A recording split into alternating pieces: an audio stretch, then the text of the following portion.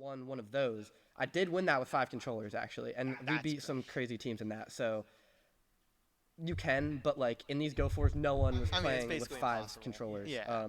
But we were always 4 controller, 1 mouse, and our mouse was our thermite player, and he's a 25-year-old dude who's, like, an old man. He's got a wife and kids. Living in Minnesota, like, oh, he's up there! But anyways,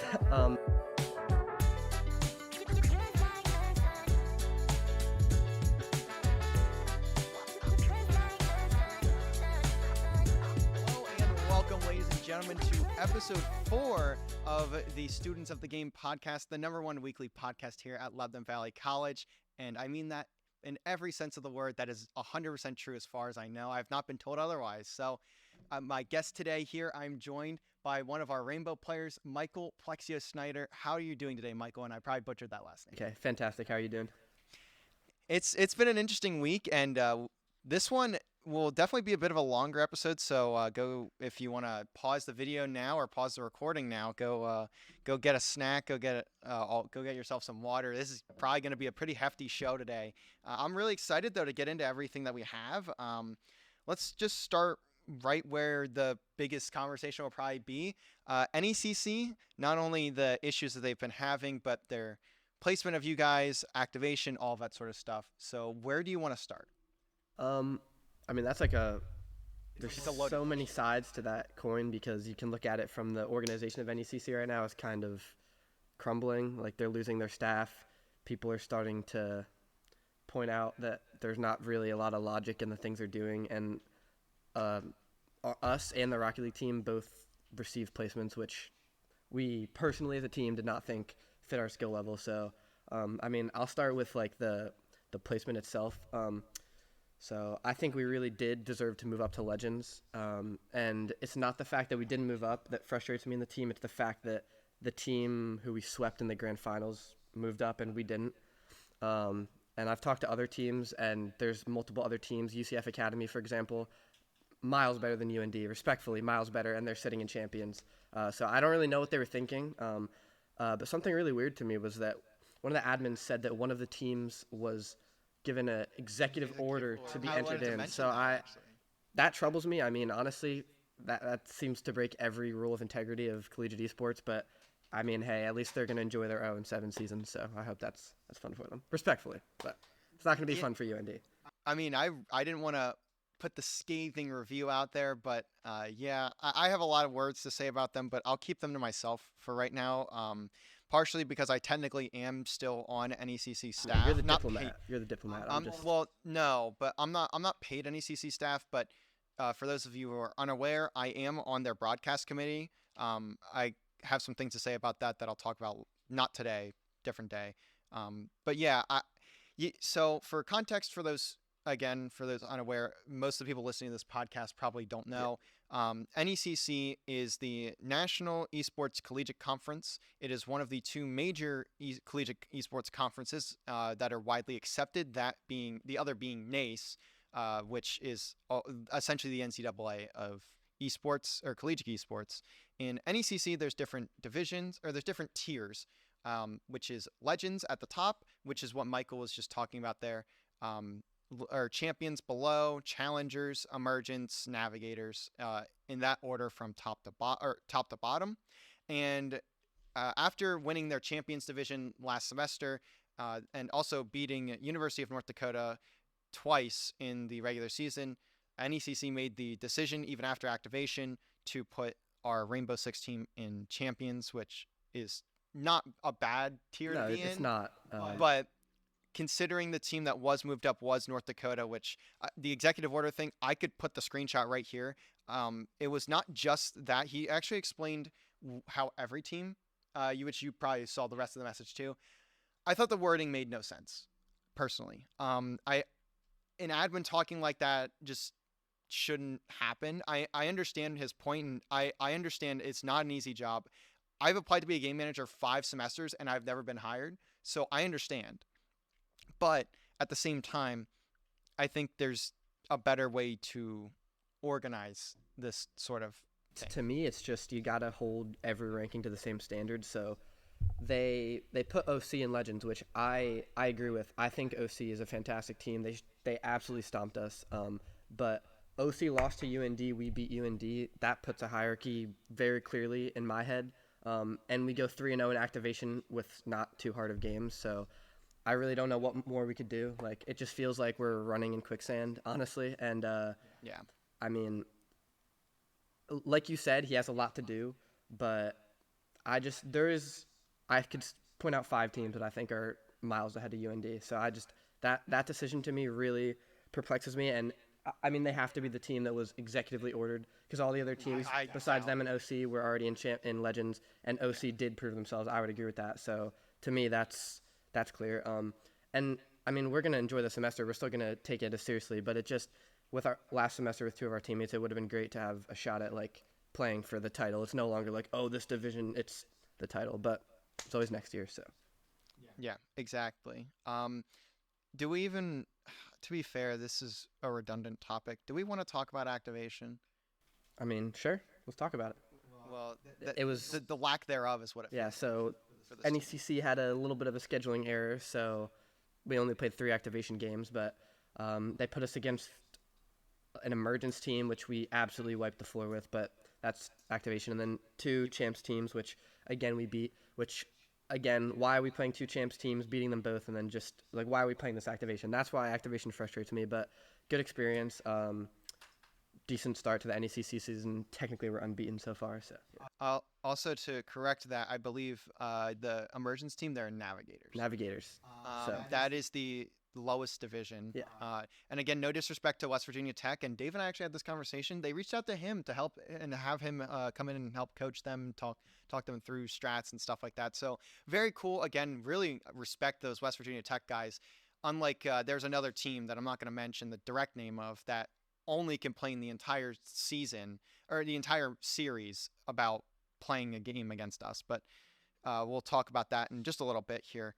So I want to now move away from NECC. Obviously, there's a lot we could talk about there. We could talk for hours Yeah. about NECC and all of that. But I want to talk about something that was a bit more meaningful and was pretty recent. I wrote an article about it for the lavie website. So if you're watching this on the lavie, or if you're listening to this on the lavie website, go over to the sports page and you'll see this article. The RMU Colonial Charity Bash. You guys took 3rd place. I have a bunch of stats I could talk about, but I just want to get your thoughts first. Honestly, I could easily say that was the best, not only weekend in terms of performance as a team we've ever had, but the most fun. Like, every game felt like we were suiting up against a team. We didn't know their limits. We didn't know ours. And every time, except against the only teams we lost to in the whole tournament, were UCF teams, their academy and their main team. I think we might have lost another game, but I don't remember. But either way, we lost our Georgia. Yeah, we lost our group stage game to UCF, went down to the lower bracket because of UGA, and then played UCF's main team. But we went 8-7 with them, and you were down 2-5. Honestly, there's a conversation to be had that we should have won that map. You know, unfortunate team kill round 15, but things like that happen. But we actually agreed with UCF to just play a best of 1 because it was getting super late. So I mean, you put that in a best of 3, who knows how that series goes. But either way, the teams we were beating that weekend, like SHSU, they were a Legends team last. Beat them twice. Maybe not Legends, but they're top 16 in CR6 for sure. Which, I mean, that's where you're trying to get to as a collegiate team. So beating them twice, and I not only had like a great performance, I was pretty proud of it, but like other players on my team, Reliable and Emporium, both had insane tournaments. The Senate had the most plants. Dave did his thing. I mean, he's Davies. You know, he's gonna fill in the gaps, get the clutches, get the whatever. But it was great though, and I feel like we got so many reps in, like 115 rounds of Siege. That's a couple weeks of us usually. That's like we're usually playing on average two maps Thursday, 2 maps Tuesday, 2 Wednesday. So let's say like 30, 40 rounds a week, and then to get 115 in one weekend really helped with the reps. So that was good. So you were mentioning some stats. You were pretty close. So starting with the plants, second most was you're right. Technically, Yeah. right? I forget who, some kid from like Caleb, that UCF. Oh yeah, Caleb had 21 plants. Shout out to Caleb, dude. What I mean, your cost is skyrocketing solely because you planted the diffuser so many times. But you were mentioning Jack. He had 17 plants, so still a multitude. And I feel really bad saying this. I'm sorry, Jack. You can come argue with me on the podcast in a couple weeks. 0.46 KD, but had 17 plants. I don't think I think that is the It's most obscure. defining of your guys' play style, because the other stats I wanted to talk about, you not only had the top KD plus or minus, you also had the second highest rating and the second highest plus or minus for entry kills in the entire, or entry fights in the entire tournament. So do you want to kind of talk about how those stats kind of played into your play style? Yeah, so I mean, every round we always have a plan, and 99% of the rounds that's Jack planting the bomb. So that's where that disparity comes from. And I mean, he'll be the first to tell you he's not the most mechanically gifted player. But the thing with Siege is you don't need to have good aim to do your job all the time. Obviously, you can't just be whiffing everywhere, but the system is essentially always the same. Like me, Brant, Andrew, we're kind of gonna take the space, do what we need to do early round, and then just set up the scene so that it's either a clean execute, which is what we're going for. Clubhouse, that's why we're so good at it. Every site, there's a 3-2-1, go plant the bomb. What are they going to do? Maps like Bank, which we played a lot more, it's just working the picks. So I would say Jack's statistics. Also, he plays a lot of Monty, so that's a lot, actually. Like, especially that tournament. We were every skyscraper map, every I bank saw map. so much. I've never seen that much Monty. Ever. So that did play into it, but we stressed the planting a lot, and honestly, there were like 5 rounds I can think of off the top of my head where he planted and it just didn't count because we won before it went off. So to be planting in a fifth of rounds essentially, and then also have people like me and Brant who are putting up crazy stats, it kind of shows how the dynamic of our team works. We got the front 3 who, me and Brant are more pushing forward, Andrew's kind of lurking, and then Dave and Jack, they do the jobs that we need done. Yeah. So That's the conversation I really wanted to have. I am a huge statistics person in esports. Same. I have been doing stats for years. Since I was in high school, I've been doing competitive stats for different teams and stuff like that. So I always love having that conversation. Stats don't mean everything. As much as I love stats, I have to be able to admit, and everyone has to be able to admit, stats do not mean everything, because they don't. A .46 KD sounds like, oh, he did absolutely nothing. In reality, he didn't. I didn't pull his cost, but that doesn't really matter in this case. 17 plants is one of the most absurd things I've heard of in an entire tournament, and especially because that was second most. And I do have to point out that going into the grand finals, Caleb did have less than him, and they played 3 maps that all went to overtime. So he had about 45 extra rounds to get those. I think he was 2 behind, so he got. So he had more plants, but I bet you if you looked per round, Jack had more plants per round. But I guaranteed, yeah. But yeah, that is still very impressive. 21 plants, 17. I mean, both of them doing their job for sure. Yeah, and I personally, as much as I don't understand R6 very well, I mean, I've been commentating, and you, Dave, everyone's been really helping me understand it a lot better over the past couple of years. But it's always really interesting to me to hear the strategy side of it, especially because numbers, specifically in Siege, are so drastically different than any other title. 100%. In Rocket League, it's pretty standard. I mean, if you're scoring a lot of goals, you're scoring a lot of goals. It doesn't really, there's nothing to read into. In COD, your KD means pretty much a lot of what the story is there. I mean, very rare does a team lose a map if they don't have more kills in COD. In Halo, it's the same story, and especially because there's barely even objective in Halo. Hell, one of the game modes is called Slayer. It's just 50 kills. People, yeah. And I think that's what makes R6 uniquely different. As much as I say the game is shit, it's not. I just don't like playing. If you took the game itself, I would love it so much. It's everything outside of sitting in the game. The servers, the cheaters, the devs, the community. I don't like complaining about that. It's not that deep. Like black people, whatever. But it's just, there's no other game I've ever played that every time you get on, it's literally like, am I even going to be able to play right now? Like, am I? Yeah. I don't know. But what I will say about what you were saying about the other games, what I love about Siege is there's always a saying, you're only as good as your weakest player. If we take a game like Rocket League, you may have someone who's supposed to be attacking, supposed to be defending, but all 3 players, they have to be able to rotate, able to do these things. Because if you're just, I'm just going to play goalkeeper, your team's going to get swamped. The modern day of RLCS, you cannot just sit there and... No. You will get triple flip reset on by day. All your players are always in the action. But with Siege, we can have people who, their job is to not do anything, help us get in, stay alive for the objective. And I think it's really important to find those strengths, and that's why Andrew coming in, he had good gun skill, good FPS knowledge, but not a lot of game knowledge. So we put him on a role where he doesn't really need to know what we're all doing. He just kind of needs to do his thing. And so I think we've really fallen into our roles recently. And yeah, it's felt a lot better. So. Yeah. And that was honestly a great talk there about the team, how everything works together and all of that. And I think the RMU tournament was a fantastic showing. I mean, third place in that with that level of competition is pretty incredible. And even for me, who knew you guys were going to do good, even with my bias, as much as I say I am biased. Like that was just crazy for me to see, especially because I've seen this team grow over the past 2.5, 3 years. So yeah. But moving out of that tournament now, I messed up the order of this because I have my notes written so badly. I want to talk about NACE. I want to talk about it after NECC, but the charity bash fit in between. Also, really good charity. Very well done, RMU, by the way. Went to benefit the Greater Pittsburgh Area Food Bank, I think is the full name, or something like that. I think it is like, yeah, I think. Yeah. So go donate to them if you're able to. Great tournament. Thank you, RMU, for not only inviting us but hosting all of that sort of stuff. So now I do want to talk about NACE. Oof. Oof is right. Yeah. I think we can both agree, and I think Dave even I don't know if Dave mentioned this on the podcast, but he has mentioned it to me before. I think it was a mistake signing up for Plus. It was, yeah, and I think I said that to him too.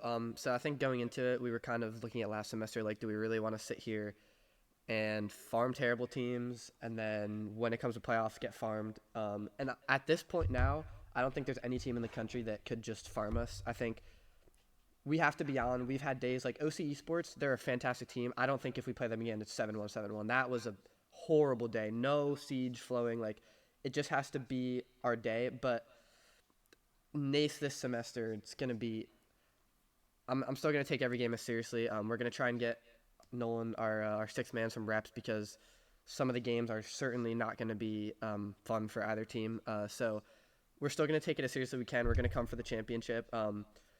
But we definitely should have signed up for Plus. And honestly, I would say, or for Prem, sorry. And I would say just the steps we've made since the start of the semester, our gameplay feels so much more like structured. Like, it's just, I can't even explain it. We're finally to the point where I'm no longer explaining stuff to people. I'm explaining how are we going to win this specific round? What can we do? Like, okay, they did this round. Let's bring a new op. Let's do something. So we're moving out of that basic learning the game into that more of the adjustment. Winning. How do we win this? Not how do we play. So that's really helping too. And like, I'll be honest, last year, this is kind of getting off topic from NACE, but last year it was really like, they all sit in sight. I go roam.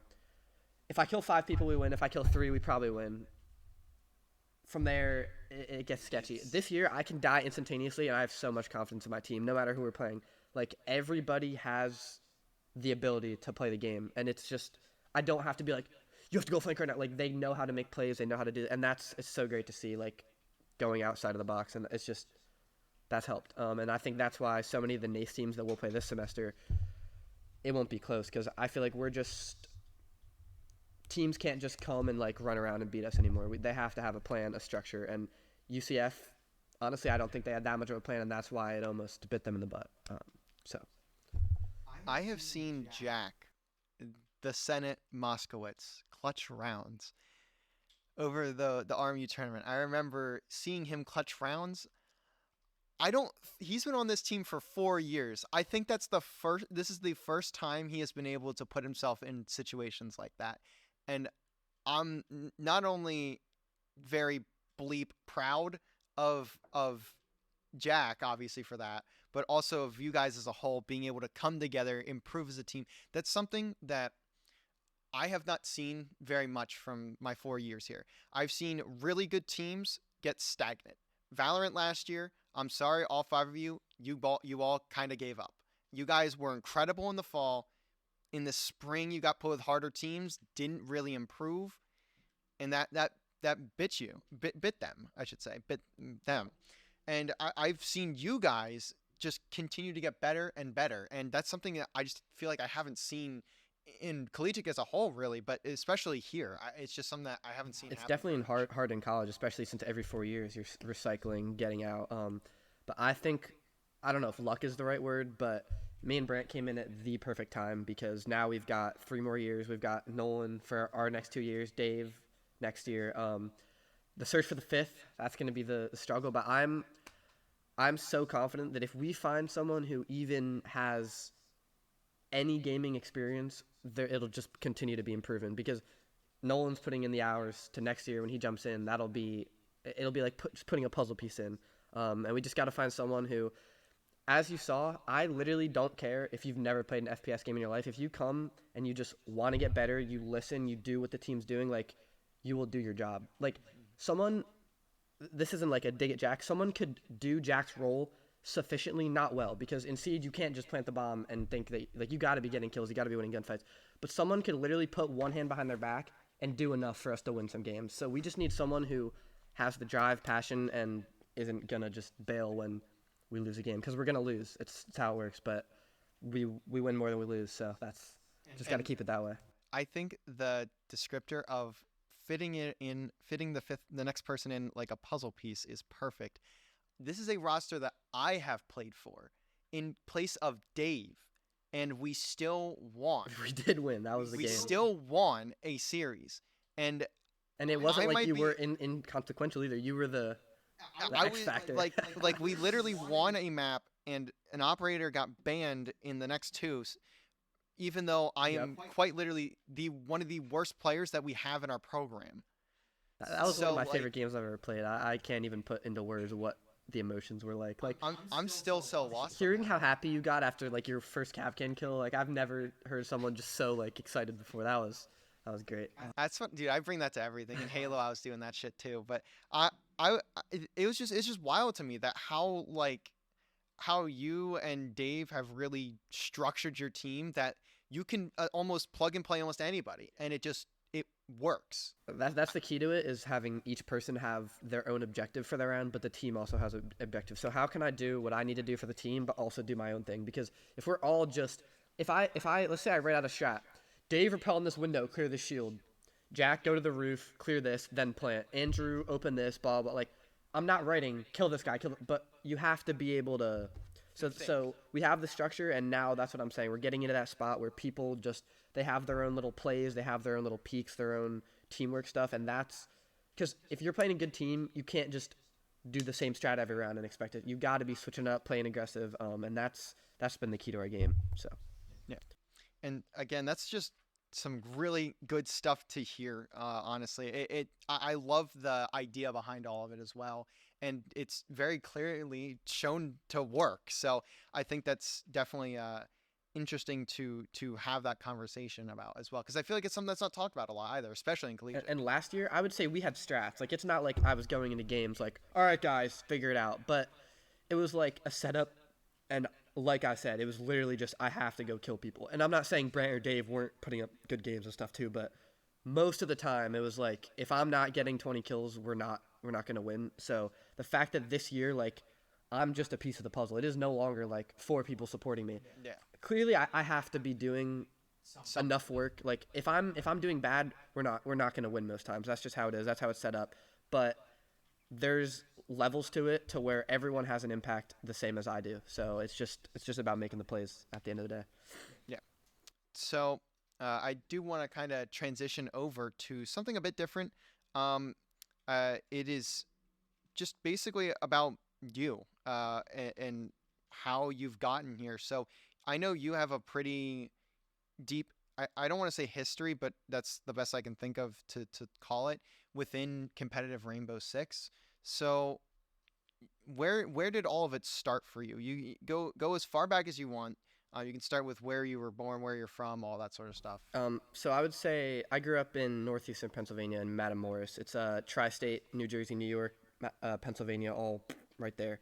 Not a great place, but we got out of there. So, but I would say I started playing video games when I was 3 or 4. My dad let me play Halo. And then when Modern Warfare, I played COD 4. He told me to tell my mom it was Halo. And then when Modern Warfare 2 came out, he bought me the day it came out, which is crazy because that game came out in 2008. I was born in 2004, so it's pretty crazy to think about. But a 4-year-old so on yeah, sticks. I think that's honestly why FPS games to me come so naturally because I played COD when I was 4 and every day for years. Like Call of Duty was all I played from MW2, MW3, all the way up to that area. But then 2015, I see this game coming out, Rainbow Six Siege. I love shooters. It looks tactical. My best friend, Erhan, he is the GOAT, but he was like playing it on PS4. He's like, oh, you should get this. So I tried the beta. It was fun, but learning Siege when I didn't know anything was just, what the hell is going on right now? Like, Castle was my first operator. I don't know if you've ever seen me play Castle, but that puts it into perspective. But so yeah, I started playing in beta. I got the game officially on Christmas. It came out December 12th. I got it December 25th. So I've been playing like since the day it came out. On Xbox, I was always the best of my friends, but up until like Grim Sky, so like late year 3, I was just like plat. Like I was gunning kids, but I was gunning plats. Like I was cracked, but like it wasn't For your yeah. rank, yeah. But then where it changed was I met Scarping, which it's actually crazy, but I met him in probably 2018, and we just made a team, and we weren't always the greatest, but what we were the best at. So on Xbox there was Go Fours, which is what everybody cared about. That is like, you win that, you're the best team on Xbox, even if only for that week. But it was the same people winning it every time. And that's like pros, like Merc on Wildcard now, he was winning those all the time. Forrest, trying to think of some other ones. Skirtin, he wasn't a pro for a long time, but a lot of dudes like that. But and then there's these leagues, which are just, it's leagues like we have on PC, but on Xbox there's these teams, but it's just a bunch of good dudes getting together to play. So we were the first like team. No one else was scrimming. No one else was. They're just. It's Xbox. They're running around with mouse and keyboard killing people. So I would say that's where we really got our foothold, was in those leagues. We won like $1,000 just in the first like 2-3 years for the whole team. Now I personally only got like 152, but these leagues were so free because we were a really good team. Like I would say we were like a top 50 team on Xbox overall, but none of the good teams were playing in these leagues, like the great teams. So we're dominant, and we started to get some recognition. And then honestly, just through playing more and like beating people, playing these tournaments, we obviously played the Go Force too, but we were usually just making like round of 16 or quarterfinals.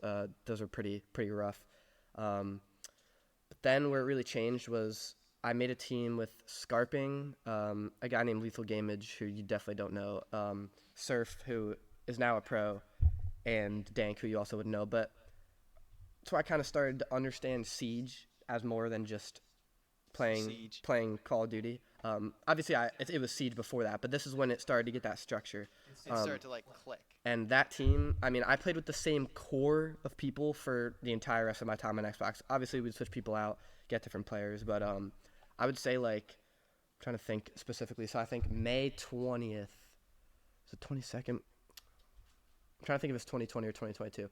In between that time, Go Force stopped. So that last, like, 40 weeks, 30 weeks, the last, like, year, I was grinding those every single Sunday before school until, like, 3 a.m. So I would say that's where it started. And at that point, now you got to remember that 85%, if we're looking at the top 10 teams on Xbox, which at this point I'm easily putting us in there because we're making the monthly tournament every month, which is, let's look at NECC, like the way you place to get points. So there's 4 tournaments in a month, and then the top 8 teams on all of Xbox combined points go to this tournament. So we're making this consistently. So top 8 easily you're looking at. Yeah. I would say there are maybe 1 or 2 controller players that I would say were better than me at the time. Maybe 1 or 2. If you're like, it was all mouse and keyboard, and then the controller players are playing support, whereas my team was, it's actually crazy. We had this guy named Vuz, who was like this 25-year-old mouse and keyboard player, playing Thermite and Smoke only, and then I'm running around just... I want to stop you for a second. You were allowed to play keyboard. No, you weren't. But they still did. No one knew. Everyone had mouse and keyboard. Like that came out after that. This stuff, like all this happened, like years down the line. It's like, oh, I knew mouse and keyboard. Okay, honestly, you couldn't win on Xbox. I did win that with 5 controllers. That's okay. So beat some crazy teams after Go Force ended, because that was ESL's tournament. But like in these Go Force, no one was playing with 5. The same thing, but we were always 4 controller and 1 mouse, and our mouse was our Thermite player. He's a 25-year-old. I also dude who's like an old man. He's got a wife and kids. Living in Minnesota, like, oh, he's up there. But anyways, oh god, I don't even remember where I was going with this. But yeah, I did win the last Go 4 though. Like after getting, I made the grand finals of 7 Go 4s. All 7 of them I lost to the same team.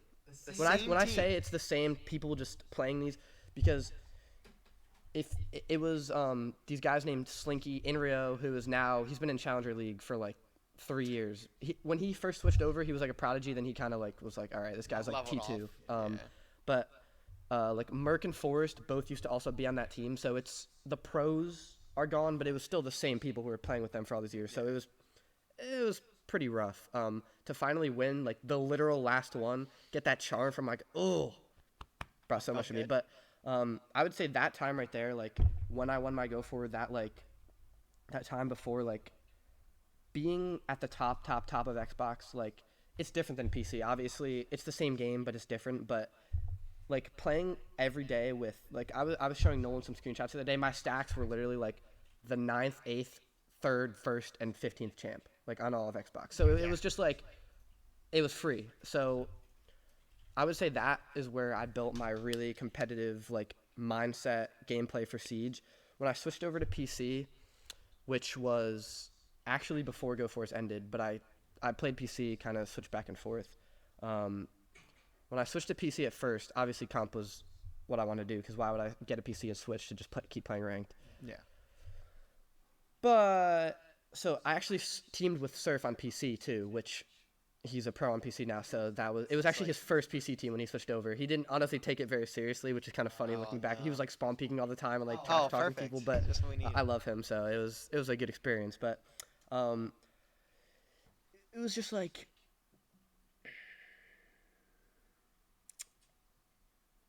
I'm trying to think of how to put this. You're scaring me a little bit.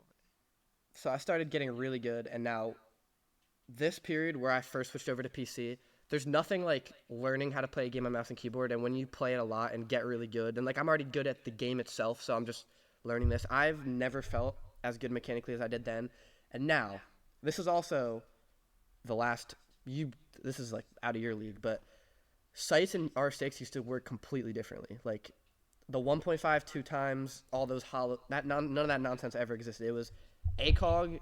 That's what I was playing. So, that's what I remember it as now. That's why I think they are now, and then I look like, oh. So I'm looking at here, like this is the divide, right? This is after that nonsensical change. This is before I stopped playing, like right before that change. When ACOGs were in meta, bro, if you put me on Zofia ACOG, I'm telling you that it was crazy. It was crazy. The ACOG scope was ridiculous. And what's so strange to me is that if you actually look at it, like just objectively, the reason people don't use it is because it's way too zoomed in, and I hate it.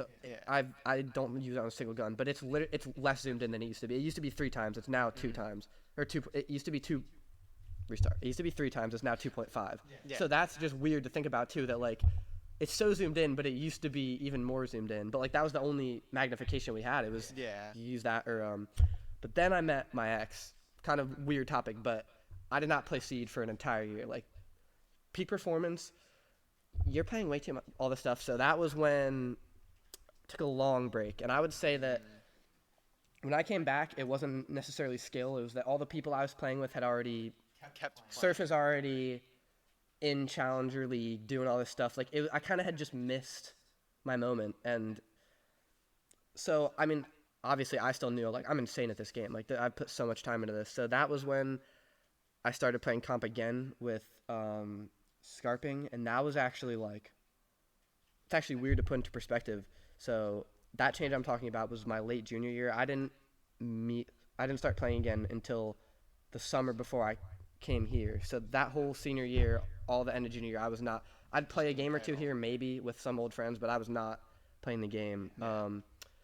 And then when I came back, like I started playing Siege a lot more, and it was like, this is something I really want to do again. Like I never got out of the pro league scene. Like I was always watching that, obviously, because I love esports. It's just the best thing ever. But once I got like locked back in, and then I started playing, doing good, and then I saw my mom told me about like LVC and all this stuff. And when I came here and like had the idea of playing on the team, I would say that is the moment when I locked back in. So ever since then, I've been grinding like nonstop. But I've noticed. I will say that year before, I honestly, like, if you look at my trackers, there's like 4 seasons where I played like 15 ranked games and was like plat 1 with like a 1.9 because I just literally wasn't playing the game. So it's just Siege is all about reps. Like, if you're not playing, you're gonna be terrible. So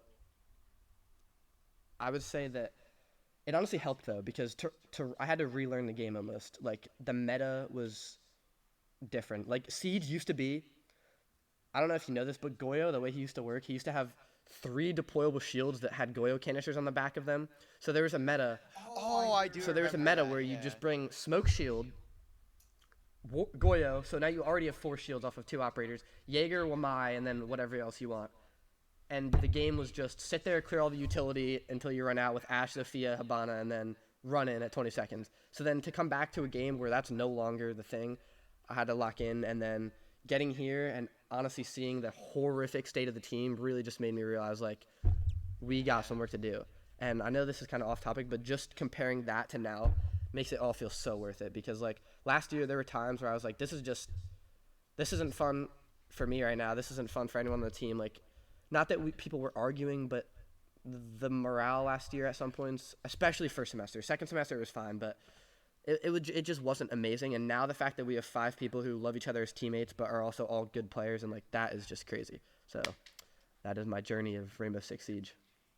And that one is an incredible telling of it, because you have the most unique story to this point. Almost literally like 95% of the players here at LVC were competing a bit on the side, but they were an athlete in high school. I'm not saying you weren't, because you were. I did play soccer. Yeah, but they weren't focusing on esports. The only one that I could maybe think of was Sam, but I don't think he wasn't competing, I don't think. And Tyler would be the other option, but he was done playing sports when he started doing Rocket League, because obviously he was injured, so that was why he played. So I think your journey is, and for anyone in collegiate really, is such a unique one. I've always found it interesting to myself personally, because I've always felt alone in a way, because I'm the only person here who had competitive experience coming into LVC, and having someone else, knowing someone else came in that same context, even if it's a completely different game, because I was COD and I coached COD in high school. Hell, I coached COD when I was a middle school student. And for you to come in and basically be the same thing but a player, it's been refreshing for me personally a lot. Not that I get bored or get annoyed with other players, but like, just having that similarity, I think, has been what's probably drawn me to being as open with your team and stuff as I think something that helps with that too, like you said, having that experience, esports in general, but especially Siege, it does not matter how much you practice. It does not matter what you do. Playing on game day is a feeling that you cannot replicate. No. I still get the shake sometimes, and that's after 500 game days, and if you're including Xbox, like, I have sat down to play a competitive match hundreds of times, and it still happens. So like, I'm sure you could ask Nolan. Even as someone who's not playing in scrims, you go to play in a scrim, you start questioning everything you're gonna do. You get unconfident. Yeah. You don't, like, you can prepare as much as you want for Siege, but when you get in the game and people are swinging you, nading you, flashing you, clearing you, like, nothing can prepare you for that in-game experience. Especially just like as the IGL, what helps me so much is, I've said this quote to you 100 times. I've seen anything that can ever happen. There's no, like, you could show me a new little angle, but like, every in-round way it's going to be played, spot someone could play, way to hold it, I've seen it. And that doesn't mean it's not going to work, because holds are good holds because they work. Yeah. Like, it's hard to just clear people. People could get spawn peeked. Like, there's so many variables, but just having the confidence and ability to slow a round down, take your time, not rush it, because 3 minutes, it may not seem like a lot of time, but 3 minutes is... If you took 30 seconds to kill each member, you'd still have 30 seconds, and you don't need to execute with more than 10 or 15 in Siege. But just going off of the experience thing, it has 100% helped having me have this, because it doesn't only help in-game, but I had an idea of how to actually play Siege. When I came here last year, the strats we were doing, I've never seen so much nonsense. It was basically bring castle so we can call it a strat, and then castle a bunch of doors and make a bunch of fee holes. I'm so serious, and it's just like, what's the point of this? What's the point of this? There's no point. Every piece of utility we have now, there's like a reason why we do it. So, like you said, that experience has been extremely, extremely consequential. So I want to kind of not transition. I guess it's not really transitioning, but talk a bit more about what you've done here as a player. So obviously you came in. I believe the original Rainbow 16 was done at that point because your first semester it was what you, Dave, Joey, Brant, and Jack, right? Yes, but and then Jake was the first game I ever played with LVC. I wish I could just like pop up a screenshot because it's pretty funny. It was over the summer, and so Jack didn't have a computer, so it was me, Dave, and Brant wasn't on the team yet. It was me, Dave, Jake, Joe, and Cyrus. And when I tell you, I love like all those guys, like even Jake, Cyrus, Joe, who I don't talk to very much anymore. Like I like them all as people, but that was horrendous. I think, I mean, again, stats don't always matter, but if I recall, the scoreboard is like 21-4-3-4-4, like something just absolutely absurd. That's horrific. So yeah, when you look at the beginning, it's definitely crazy. Now, when the year started, it was Brant, Jack, me, Dave, Jake. So that's obviously already like a tenfold improvement. But I did just think that was funny that when we started, it was that little squad. Well, now you sit next to me, not in front of me, next to me or in front of this camera, as a national champion, as a divisional champion, as a plaque holder for NACE divisional championship because they don't give out trophies. Whatever you can even call that championship. And correct me if I'm wrong, but were you one of the MVPs last year? I don't remember. Like for the month?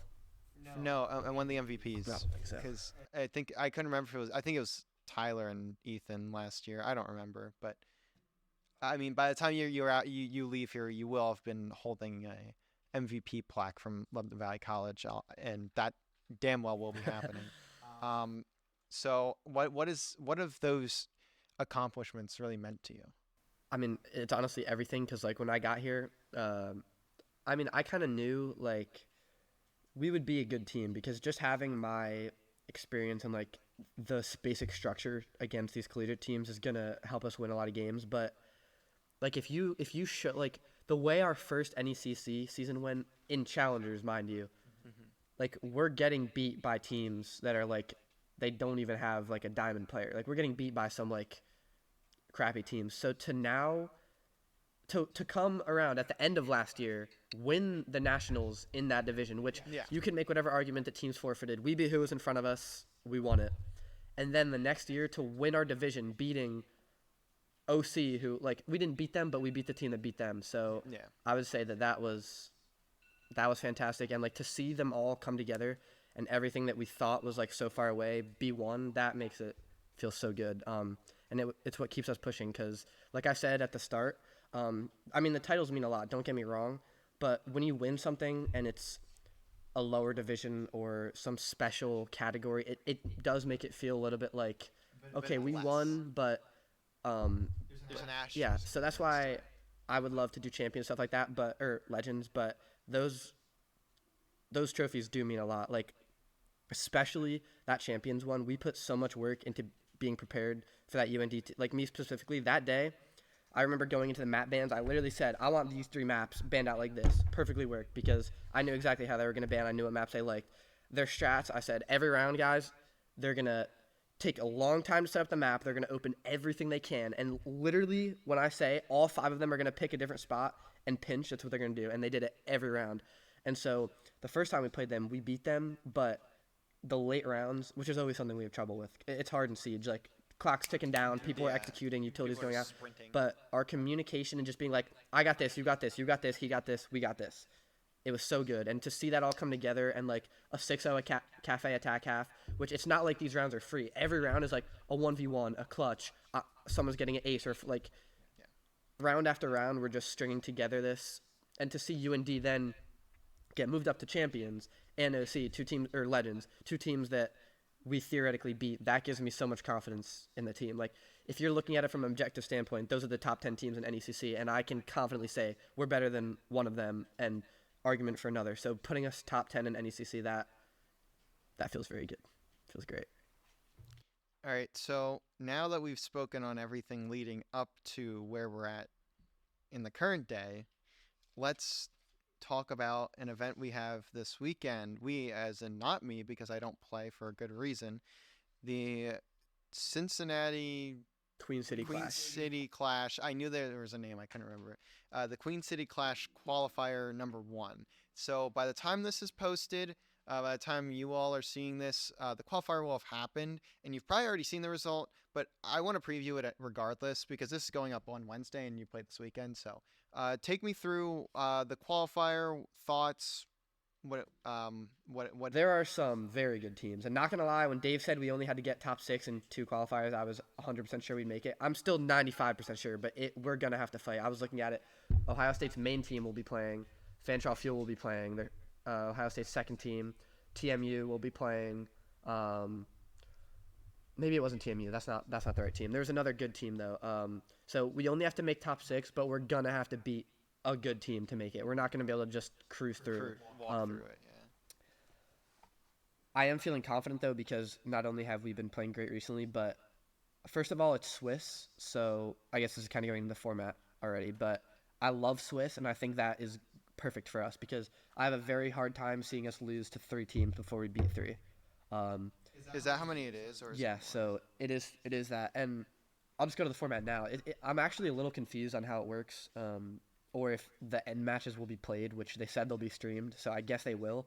But I don't think they're streaming all of them though. no, they said the finals match will be streamed. But that's it. But what confuses me, they said 6 games will be streamed, so not every game, but like 1 at each time slot, and then the grand finals. Okay. But what confuses me about the format, and it's interesting because it doesn't really like add up. So it's 16 teams only. Only 16 teams can enter the qual. Top 6 make it.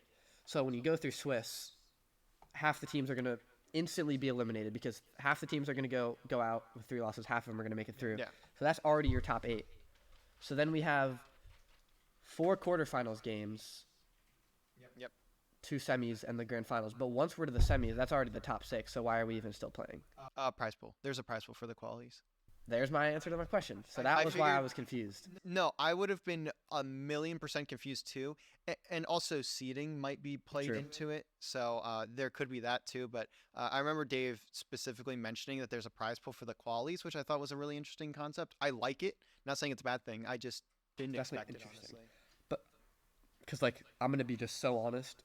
Our team, Sunday at 6 o'clock when the Super Bowl is about to start, we're not going to play in a grand final for like I know. $50. That's what I've been concerned about. So, but as long as our goal though is to make the land. Like we'll look at that. We want to win, obviously. That's the main. But we just want to make that land because that is our event for the semester that we've planned around. So. It would be great to win the qualifier, but the event is the main focus here because that's obviously a big travel and all that stuff. And things I'm looking at here, like Ohio State, they're gonna make it, so that's 1 slot gone. Fanshawe, I think we can 100% beat them, but they're gonna make it. They're better than like most of those teams. So we just got to make sure the teams we should be beating, we have to beat. And it's top 6 as well, so that's something to think about. But the good thing is I'm like I said, 95% sure that, especially with the second qualifier, like once those top 6 teams are gone, I don't see a way where we don't make it. But it's definitely going to be it's not going to be free. Like we're going to have to win. And it's best of 1s too, so we can't be sleeping. Cause you have to be. Like we've been saying all semester, we're a second half team, and against the wrong team, you go down 1-5 on that first half. It's done. So Swiss can be very good or it can be very bad. So we gotta put ourselves in a position because we control our own fate. Every round we lose and win impacts who we play next. Every loss and win obviously impacts who we play next.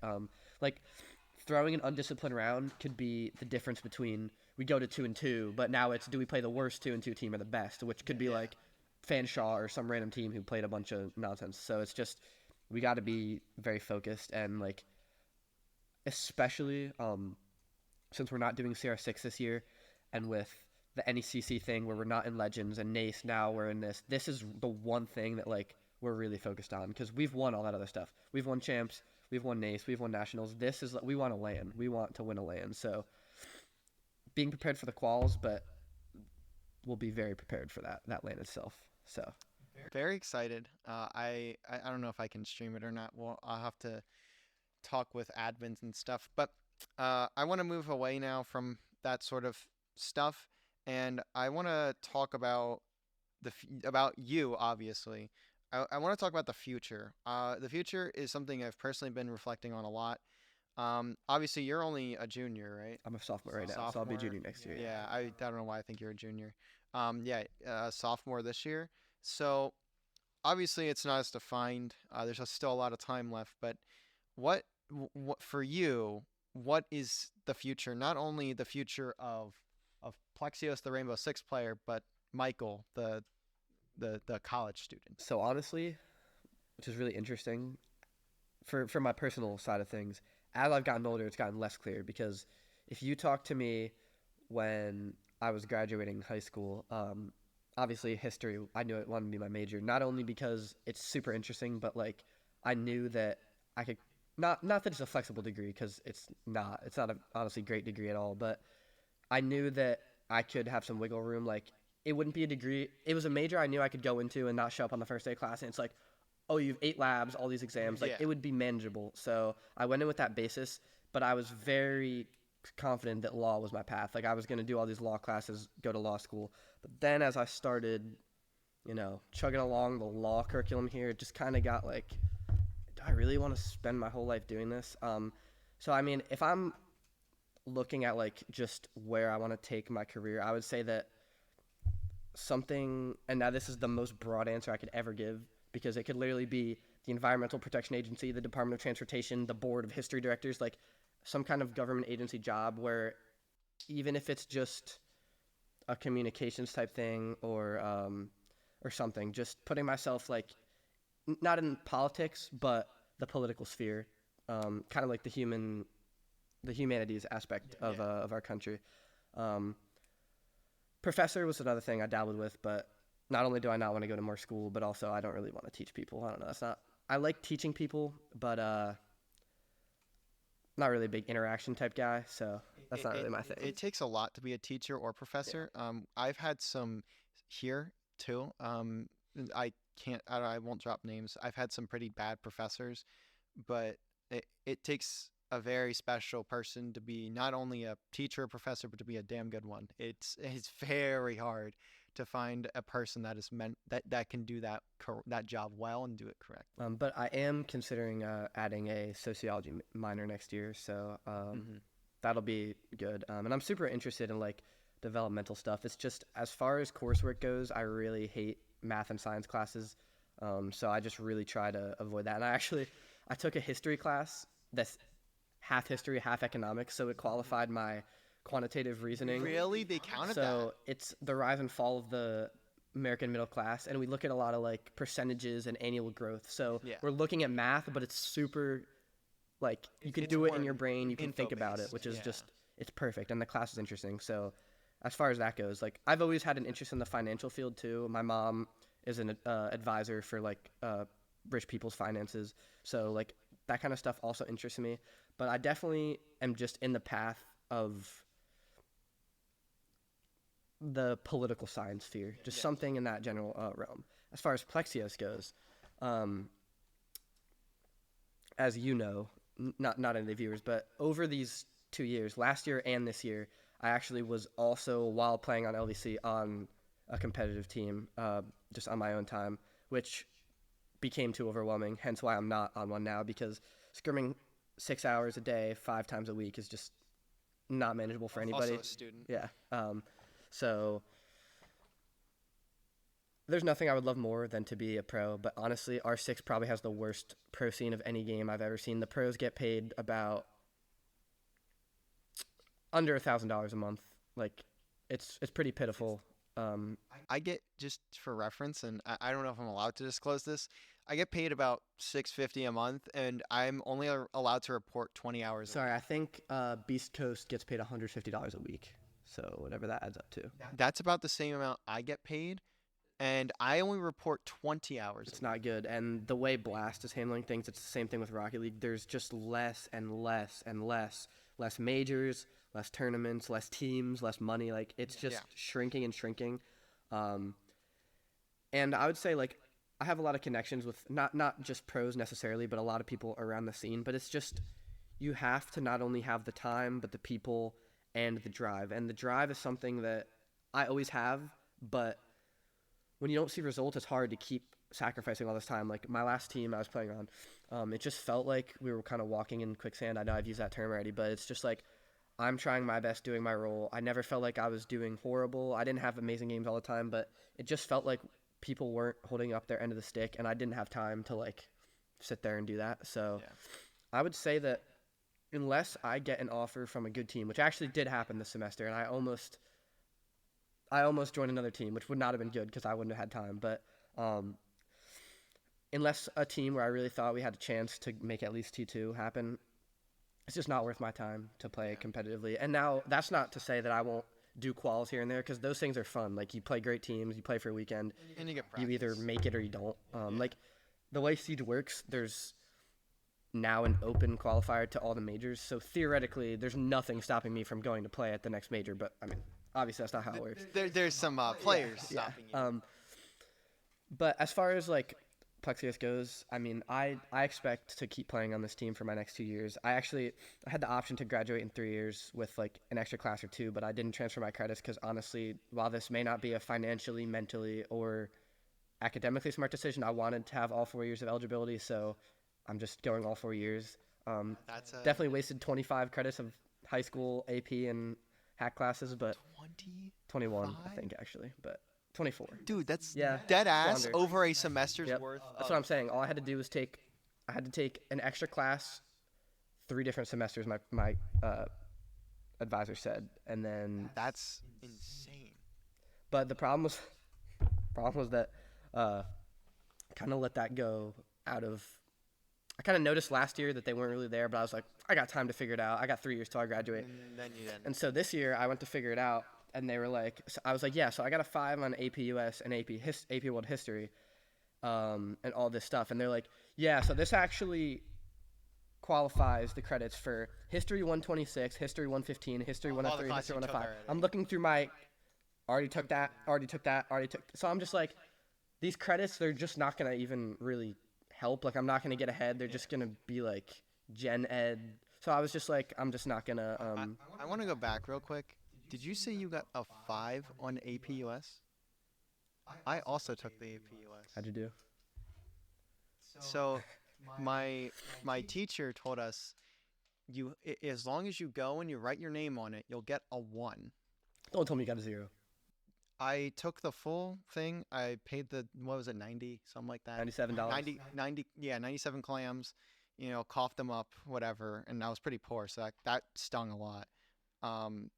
And I look at the website. You know how the website is, the College Board website is. It just says AP US and grade. I got a 1.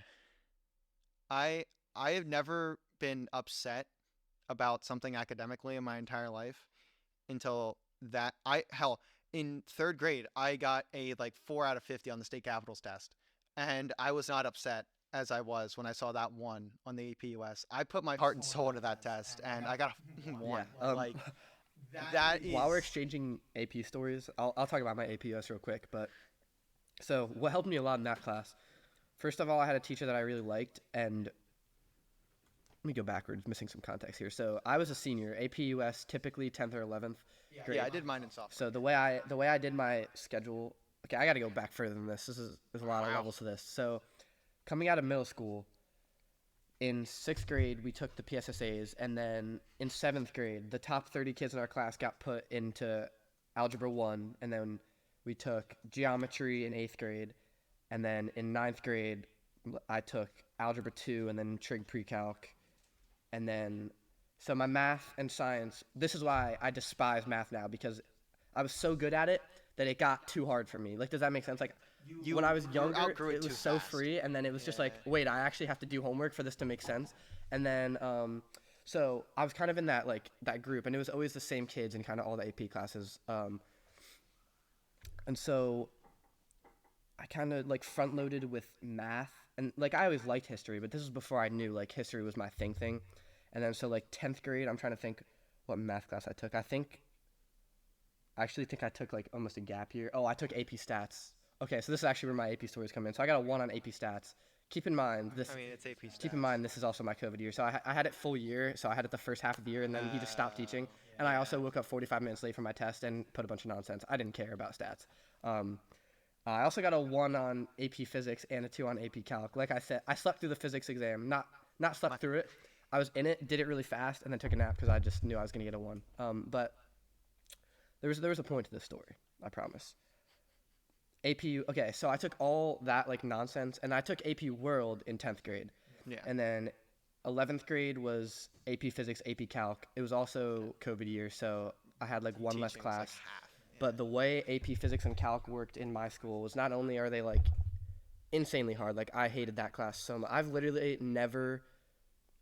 I spent so much time, and it still looked like I was looking at like something my sister wrote on the wall. But it was one class almost. So it makes sense because a lot of the properties of like, this is a weird conversation to be having at this podcast, but a lot of the properties of trigonometry and calculus go together. Like a lot of the things you talk about work together. So the way they taught it was the first half of the year, it was an extra long class where the physics would talk for the first half, other one would talk for the second half. And then the second half of the year, they were each their own hour-and-a-half classes. So I spent so much time doing these. So I had no other hard classes that year. Like I made sure that it was free. So then senior year, I think I only needed like a certain amount of credits. And so my second semester, so the way my school worked, our second class, which we called second mod, was like a 40-minute all-year class. So the only classes I had my senior year were that at 8:30. So I got to come in late, which was government, and then my AP US class. So I had only 2 classes to worry about. One of them I got 100 all 4 semesters. I only took it because my girlfriend was in there, so it was just it was normal government, like free government. Oh, it wasn't like no, AP it was just Gov? government. And then AP US, and our teacher like put a lot of time into me, and it was the only class I had to worry about. So I would say that not only was I super into history, but like I actually like that's the one class I had no problem doing work outside of class of. And every week he made us respond with these 5 essay questions, which really helped with the writing. We had to do. You remember the DBQs? He made us do those, which I think that's the reason I got a 5 because my DBQ was really good and I got really good at this. They must have thought I was on some form of crack or something when I was writing mine, apparently, because I wrote my heart out. I swear to God. It's just those are really technical because it's They all are, about the dude, way they're you write it. It's insane. not. It is about what you say, but they really care They care about more how about you. they care more how you present your information rather than the information itself, which is crazy. So I don't know how I got off on this tangent, but the end goal of that was that all I had to focus on was that class, and history is my and thing. that's where you found so, your love for yeah, history. exactly. And that teacher I had was so good. I mean, some people said he was boring, but like just hearing like him actually people caring about history just makes it so much easier to understand. So Yeah. that definitely helped with that. Good hearing about it though, and I know you said you felt out of place. This isn't an esports podcast, and I know we're probably about 2 hours in at this point. So like, if you're still listening, this is not just an esports podcast. We talk about life. We talk about whatever the hell I want. It's my show. We talk what we want here on this show. That's what matters, and that's my goal. I want to talk about. I don't want to just be about esports. Like, I know my life is literally around esports. I don't do anything much outside of esports other than stuff I'm not allowed to talk about. But like this is my way of telling a story. Storytelling is an insanely ridiculous topic that I'm not going to talk much about because I could go on for hours. But the way that I tell stories is through a conversation, and that's what we're here for. I want to have a conversation about not only you as a player, but you as you. Yeah. Because that's what matters the most, especially to me. That's what matters the most. I'm learning a lot of new things. You're probably learning some new things. Like, I'm dog shit at AP US history. You know, so that's what I really wanted with this podcast, and I'm really thankful that we have the group of guys, guys and girls. We do have girls on our team, I swear, that come into our program, and I always enjoy talking to them. I mean, you've been around me long enough, Nolan. You've been around me long enough. I don't shut the hell up. I mean, I've had to write on several of my notes to stop rambling solely so I could let the person I'm talking to talk. because this is just what I love to do, and this is why I wanted to bring everyone on, and that's why we're slowly getting around to that. And it is great, like in a place where we're just always talking about game stuff, to talk about like the real life stuff. And with that's each other, that. so. I want to bring the appeal in. I don't want it to just be esports people. It's going on the lavie website for a reason. It is there because I want people that aren't in esports to appreciate. They don't have to appreciate esports. I don't care if you do. I don't care if you don't. It's not my problem. But I just want people to be able to appreciate our players and their stories, how they got here, who they are. That's what the goal is. It's not, I want to talk about esports. And talk to a wall, like, who do you think's going to win today? Oh, me too. Exactly. So, but yeah, anyways, so I guess that's pretty much all I really had. I mean, this, like I said, this genuinely could be bordering on 2 hours. I haven't been looking at my phone. I think it's like an hour and 25 minutes right now, so honestly not too bad. Same length as Dave's. All right. So, are there any people, any socials or streaming, whatever, that you want to shout out real quick?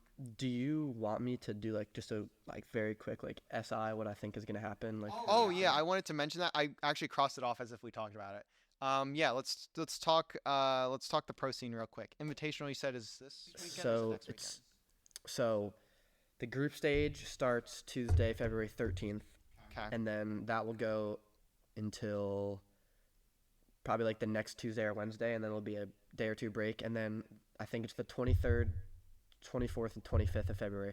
I could be wrong, but it's that weekend, around the 23rd, is like the final, so that'll be the playoffs. So that's the 16 best teams in the world. Interesting that we downsized. I don't know why. We just like making everything smaller, but I'm excited, and it's so great. What I love about Invitational is that you see all the majors through the year, and there's all these different teams playing. And there's teams like BDS who didn't make it, which they did actually make it because of their run. I forgot. But BDS almost didn't make it, which, by the way, has like the best player in the world, Shaiko. Invite, just like some of the teams you haven't seen play in a while, and you're like, oh, man, I forgot about these guys, and it's exciting. So that's why I love Invite. And not only that, but it's one of those esports events, not all of them are like this, where it's just game after game, 2 streams, so much going on. So that's why I love Invitational, because the majors, they're like that, but there's significantly less games. It's like you get 3 group stage games, and then you're done. So I'm excited for SI. As far as predictions go, I mean, if I had to pick a winner, I'm picking W7M, because not only are they like my favorite team in the world, they've won the last 2 majors. They got second place at last. They won both majors this year. They got second place at SI last year. Yeah, they were supposed to win SI last year. And then they lost to G2. You guys lost to there. G2. Yeah, I was there. Yeah. I would love to see them win. The way they play Siege is just so fascinating to me. It's like they have, if you looked at it as someone who didn't understand Siege, you would think they had no structure, but their structure is like a web of 5 players just using each other to kill people. And like some of the takes they do and the way they play the game just makes me feel ashamed of the way I play, honestly. So I would take them as my confident winner. But like if I was going through a bracket, there are some teams that have good matchups against them. Other Brazilian teams, you cannot pick a side on those. I mean, like, even like, sorry for the stutter, but in Atlanta, they played Los, and it was a pretty, hand in victory in the grand finals. I think it was 3-1, but like, there was close rounds, and I would say W7M is miles above Los. Like, Los is a great team, but W7M is the best team. Yeah. So the Brazilian matchups, those are always great. BDS is going to do good, but honestly, they always choke when it matters, although I like their new team a lot. Actually, I forgot. They might be the best team in the world. I forgot about BDS's new team. So M&M just dissolved, which had Yuzus and Solotov. Yuzus, Xbox player that I actually played with once. One single time. He's from EU, so it was it was just in a ranked match. It's one of those situations. So M&M just disbanded, who they've been at every major and invitational, mind you, mostly getting grouped for like the past 3 years. And they're a good team. I don't know why they can't show up on LAN, but Yuzus and Solotov specifically, like, if we're taking away Shaiko, easily the 2 best players in EU. They're so underrated too, because Yuzus plays a lot of like Mute, Thermite, Ace, and Solotov is like their sledge player. But you'll see when we're watching, like, those 2 players are insane, and they dropped Limbs and Renshiro, who I thought were kind of like dead weight. So they now have Shaiko. You can make an argument that maybe Spoit's better, whatever. Shaiko, the best entry in the world. Brid, the best support player and clutcher in the world. You probably don't know who Breed A is, but his clutch statistics are like insane, and he plans and always has positive KD. They have Likey Fack, who's like in his second year now, absolutely gunning with Shaiko, and they now have two of the other top 3 best players in Europe on their team. So that team, Scary. I actually forgot that was going to be. They have a choking thing they got to get over though, and Yusuf and Salatov coming from M&M definitely not really going to help too much. But I have a lot of stock in that team. As far as NA goes, I want to say M80 should win, but their LAN performances are just, for a lack of a better term, piss poor. I mean, they beat good teams and then they lose. Pretty terrible performance. I think they went 0-3 in group stage last. Yeah, it was bad in Atlanta. Like, got absolutely swept. I don't know. Dark Zero's looking good though. Bolo making a return. Not gonna lie though, I don't have a lot of stock in that move. I think Bolo's really good, and he's one of the best like aimers fraggers we've ever seen. But so there was actually I can't remember what qual it was. It was either SI open qual. It was some qual. He was actually subbing for wildcard, and he did good. But you can just see the disconnect from not playing comp for like a year. And now I'm sure He stepped away. I'm sure they've been grinding. And DZ is the most system oriented team in all of Siege, so I'm sure he'll fit. But I don't know if Bolo is. I don't know. It's an interesting choice because he's definitely got the experience and he's definitely good. But I just feel like there's. I don't know. I like the move. I don't think it was a bad move. He like retired. He though, did. No? Yeah. So like, it makes me think of if a player like Scump would come out of retirement. Like, yeah, he'd still fry. Yeah. I mean, it's Seth Abner at the end of the day, but like. Let me actually look at the teams real quick. The same, you know. Oh, like the SI teams, teams. just because there's like one or two. I'm definitely forgetting. You're stylist. Oh, also, one thing I want to point out is, honestly, as someone who's always been like, and I don't say this because like it's APAC, but an APAC hater because, first of all, they've been wasting our major spots for years. Look, there are no APAC haters. Simply their region is just not that good. And it's just is that way. Especially in Siege, like the furthest an APAC team has ever made it in anything before was Damwon Kia made a semifinal in a major because they played another APAC team in quarterfinals. So one team was guaranteed to make it, and ever since then, no one's even been close. But what I will say, where I was going with this, is I actually am impressed with them recently. Bliss is an Australian, like, Oceania team. A lot of pro teams are like, this is the real deal team. Like, they could actually do. They went. So it's actually crazy. At the last major, they lost out in like the first phase, but they went 8-7 with SSG and like another team who made it really far. So like they were like one round away twice from making it. So I put some good stock into them. Scars, they're not that good, but I like some of the APAC teams now. They're starting to no longer just be like, wow, this is a free win. Let's watch. Like I remember in Rocket League, APAC had gone several events without even scoring a goal. It took them years to even get a goal. One goal in a series. The problem that they have, APAC in every game, and like it's kind of not their fault. You can't really scrim anyone who like any of the structured regions because you're so far away. But also like when you look at like Siege specifically, they always try to just have an unreplicable play style. It's never just Siege. Like every round is some pocket strat nonsense blitz and ying rush with Glaz, and that's just, you cannot beat a good team doing that every round. And now they've like, there was this clip from this team called bank. Yeah, literally. Honestly, there's this team called Viral, and like they did this strat where they like had gridlock. So we're on Clubhouse, CCTV. They have Maverick and Glaz on the breach. Glaz throws a smoke. Maverick starts mavericking. Gridlock jumps into her window, throws her smokes and gridlocks, and just plants in the open. And Glaz is killing people through those Maverick holes. That's awesome. And then they lose 1-7 because what the hell else are they going to do for the rest of the game? So there's no other just strats. Like APAC to me, they've started to find that like they're playing Siege now. They're no longer like goofy. Yeah, exactly. So that was just something I wanted to point out. But yeah, W7M, BDS, those are my top two for invite. That's all I got though. I unfortunately cannot make predictions. I don't watch Pro Siege at all, so I wouldn't. I would like to see Sonics do good too. I really like Sonics, and I think they're the best not the best NA team, but land wise, they They're up always there. make top 4, top Yeah. 8 every single time. So All right. Well, now we can get to the ending parts here. So, real quick before I close out the show here with all of the LVC stuff, do you have any shout outs, people, socials, even YouTube, Twitch channels, all of that? I mean, just the team. Dave, Jack, Brant, Andrew, and follow Dave's Twitch and YouTube, Mr. Davis TV. He's a grinder for sure. I mean, besides that, my parents are honestly like the reason I'm not only here but able to just play and not have to worry about so many other things. Like, they financially help me when I need it, and they're just always there for me. So that I like to shout them out. Especially with like peripherals, like when we had the incident where my bag with all of my stuff ended up being run over by a car, and I'm not gonna go more in depth on that. But they were like, "Oh no, it's okay. Like, just get this." So like the fact that I don't have to like worry about like, "Oh my God, I can't even get a keyboard." Like that security helps a lot. But outside of that, Nolan too.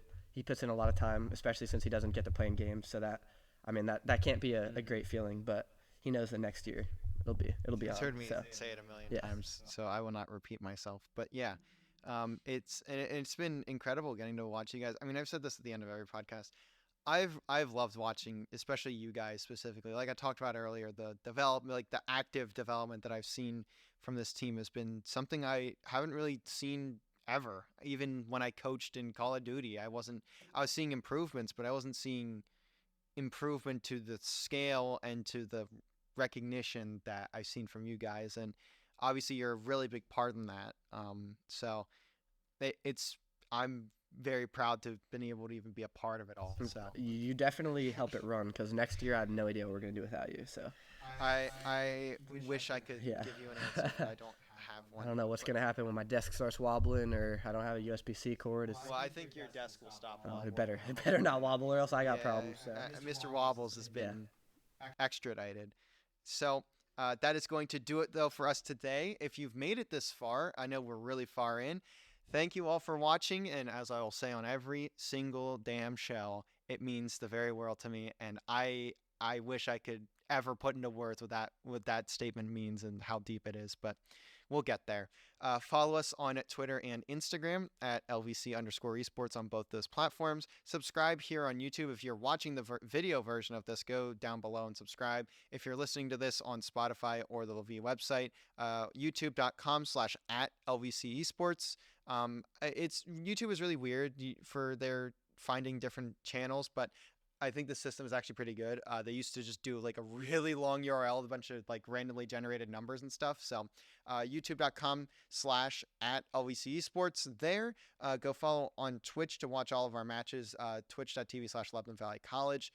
Go follow. Don't subscribe. Just go follow. It's free. Obviously, you don't need to pay for that.